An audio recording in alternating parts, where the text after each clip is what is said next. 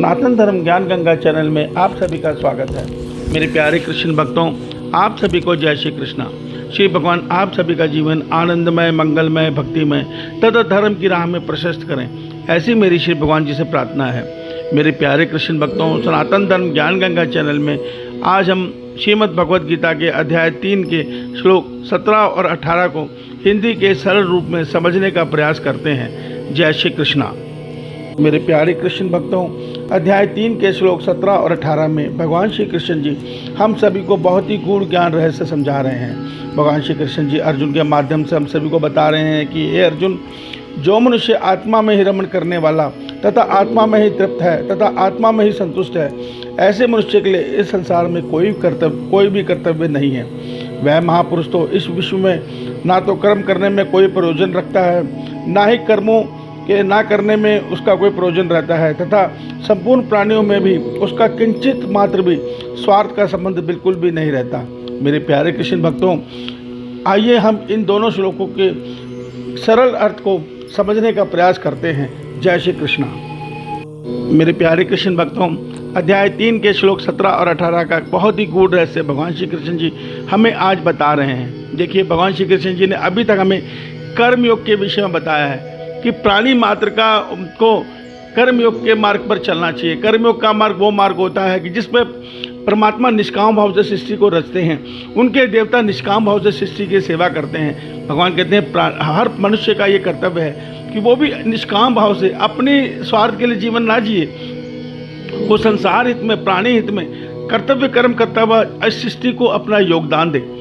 और जब मनुष्य इस प्रकार जीवन जीता है तो वो किस अवस्था पे पहुंचता है, वही भगवान उसका परिणाम आज बता रहे हैं। भगवान श्री कृष्ण जी हमें यह गूढ़ रहस्य बता रहे हैं कि जब मनुष्य निष्काम कर्म योग के मार्ग को सिद्ध कर लेता है तो वो ध्यान के द्वारा शुद्ध हुआ अपने मन से आसानी से अपने आत्मा में स्थिर हो जाता है, अर्थात वो समाधि अवस्था तक पहुंच जाता है, वो भीतर की परमानंद अवस्था तक पहुंच जाता है।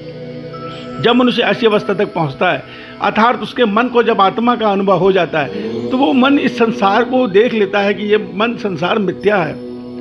उसके मन और बुद्धि को यह आभास हो जाता है कि इस संसार में प्राणी मात्र के जो शरीर मिला है उसको प्रकृति ने उनके कर्म को भोगने को दिया है, और जो ये प्राणी मात्र कर्म कर रहे हैं वो परमात्मा की प्रकृति उनके प्रारब्ध के अनुसार उन्हें करवा रही है। तो वो इन कर्मों के प्रति अनासक्त हो जाता है, उसको सांसारिक कर्म में कोई रुचि नहीं रहती, वो सबसे अनासक्त हुआ अपने भीतर आत्मा से अपने परमात्मा में स्थिर रहता है। पर ऐसा महापुरुष गुरु नानक देव जी की तरह स्थिर होकर नहीं बैठता, वो अपने जीवन को तब भी सार्थक करता है और वो प्राणी मात्र के पास घूम घूम कर ये सत्य बताने का प्रयास करता है कि ये संसार मिथ्या है, इस संसार को समझो, हम आत्मा हैं, हम नित्य हैं, तत्व हैं, जड़ चेतन के फर्क को समझो, नित्य अनित्य के इस फर्क को समझो और संसार के विषयों के पीछे मत भागो, संसार की कामनाओं के पीछे मत भागो। निष्काम भाव में कर्म करते हुए अपने भीतर अपने आत्मा में स्थिर होकर अपने परमात्मा के मार्ग की तरफ चलो। भगवान श्री कृष्ण जी श्रीमद् भगवद गीता के माध्यम से हमें यही सुंदर संदेश दे रहे हैं, और किस प्रकार हम वहाँ तक पहुँच सकते हैं ये हमें श्लोक दर श्लोक समझा रहे हैं। देखिए कितने कुशलता से भगवान श्री कृष्ण जी ने हमें समझाया है। जो मनुष्य इसे ध्यान से समझ रहे हैं वो समझ रहे होंगे कि ये कितना गूढ़ ज्ञान है। भगवान ने अध्याय 3 के श्लोक 1 से लेकर 17-18 तक मनुष्य को आत्मा में स्थिर होने तक का मार्ग बता दिया है। अब हमारे ऊपर हम इसको कितना अपने जीवन में मनन करते हैं। हमें ये सब सुनने की फुर्सत नहीं है। आज मनुष्य इतना विषय भोगों में फंसा हुआ है कि वो श्रीमद् भगवद गीता को केवल प्रणाम करता है, सुनना पसंद नहीं करता। तो हाथ जोड़ के विनती है, इस भगवान की सुंदर वाणी को सुनो, समझो, अपने जीवन में मनन करो, अन्य को बताओ, इसी से हमारा मनुष्य जन्म सार्थक होगा। मेरे प्यारे कृष्ण भक्तों, श्री भगवान आप सभी का कल्याण करें और सबको धर्म की राह पे प्रशस्त करें, ऐसी मेरी उनसे प्रार्थना है। जय श्री कृष्ण।